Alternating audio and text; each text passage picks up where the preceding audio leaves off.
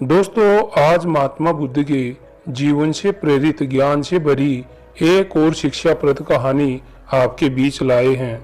कहानी का नाम है डाकू अंगुलीमाल और महात्मा बुद्ध। दोस्तों, डाकू अंगुलीमाल और महात्मा बुद्ध की घटना तो आप सभी ने सुनी ही होगी। तो आज की ये कहानी उसी का अगला पार्ट है कि जब अंगुलीमाल एक बौद्ध भिक्षुक बन गया तो लोगों ने उसके साथ क्या क्या किया। जीवन में हर व्यक्ति बदलाव चाहता है, रूपांतरण चाहता है। यह बदलाव या रूपांतरण दो तरीकों से होता है। पहला तरीका हमारे खुद का अनुभव होता है। हम अपने जीवन के अंदर बहुत सारे अनुभव प्राप्त करते हैं और उन अनुभवों के हिसाब से ही अपने जीवन को बदलते चले जाते हैं। और दूसरा तरीका दूसरों के अनुभवों से अपने जीवन में रूपांतरण लाना, बदलाव लाना। इस तरीके को समझदार लोग ही प्रयोग में लाते हैं। वो लोग यह बात समझ पाते हैं कि हमारे पास समय बहुत कम है और अनुभव करने के लिए चीजें बहुत सारी हैं। इसलिए वो अपने जीवन के अनुभवों के साथ साथ दूसरे लोगों के जीवन के अनुभवों को भी सीख पाते हैं। तो चलिए आज बुद्ध के जीवन की एक और जीवन बदलने वाली कहानी से अनमोल ज्ञान प्राप्त कर अपने जीवन को बदलने का प्रयास करते हैं। एक बार एक बौद्ध भिक्षुक भिक्षाटन के साथ एक गांव में प्रवेश करता है। जैसे ही वह भिक्षुक भिक्षाटन के लिए गांव में प्रवेश करता है, सभी लोग उसे घूर घूर कर देखने लगते हैं। वह भिक्षुक कुछ और आगे चलता है तो लोग भी उस भिक्षुक के पीछे पीछे चलने लगते हैं। लोगों की संख्या निरंतर बढ़ती चली जाती है और सभी लोग उस भिक्षुक को चारों ओर से घेर लेते हैं और उस भिक्षुक को पत्थर और डंडों से पीटने लगते हैं। इत्तेफाक से सामने के गांव में महात्मा बुद्ध अपने शिष्यों के साथ आए हुए थे।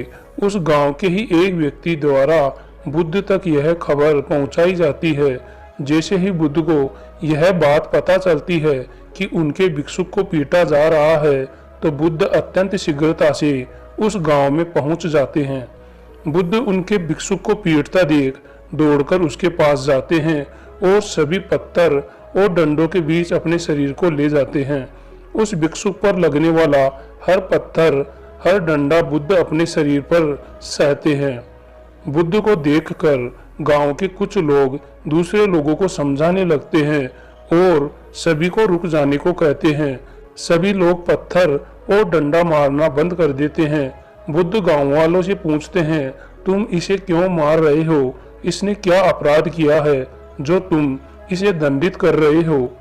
सभी लोग बुद्ध से कहते हैं, हे बुद्ध, हमें इस पापी को दंडित करने दीजिए। यह एक डाकू है, यह एक राक्षस है जिसने न जाने कितने लोगों के प्राण लिए हैं। यह अंगुलीमाल डाकू है। यह क्या सोचता है भिक्षुक बनकर हमसे बच पाएगा? हम इसे जीवित नहीं छोड़ेंगे। कृपया करके आप हमारे समक्ष से हट जाइए बुद्ध, हमें इसे दंड देने दीजिए। इस पर बुद्ध कहते हैं, तुम इसके भूतकाल के कर्मों के कारण इसे पीट रहे हो या इसके वर्तमान के अच्छे कर्मों के कारण?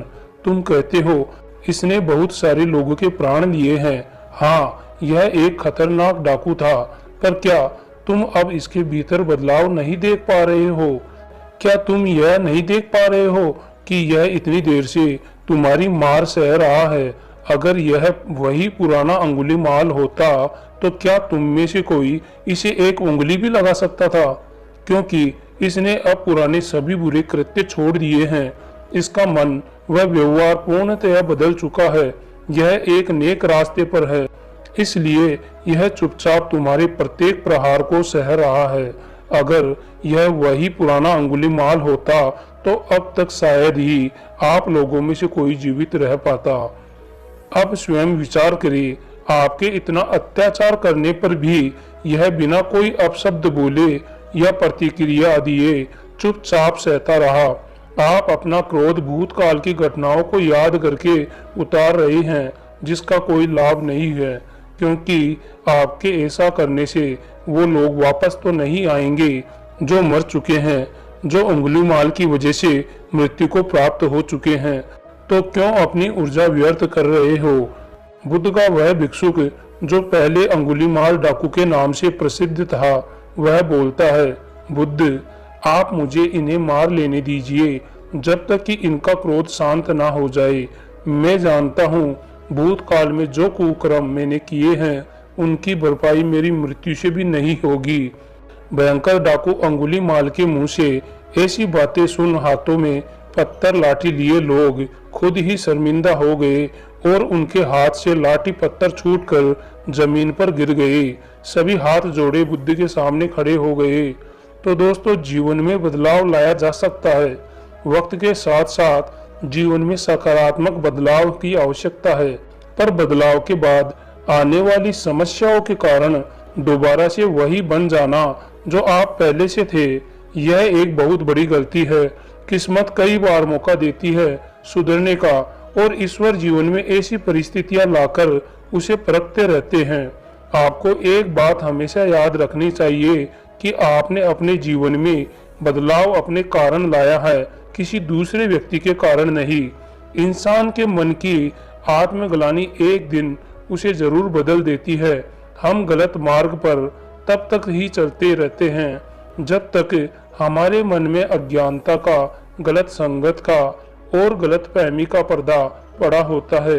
तो दोस्तों, यह कहानी आपको कैसी लगी कमेंट में जरूर बताइएगा, और अगर ऐसी ही तमाम कहानियां आप सुनना चाहते हैं तो हमारे चैनल को सब्सक्राइब जरूर करिएगा।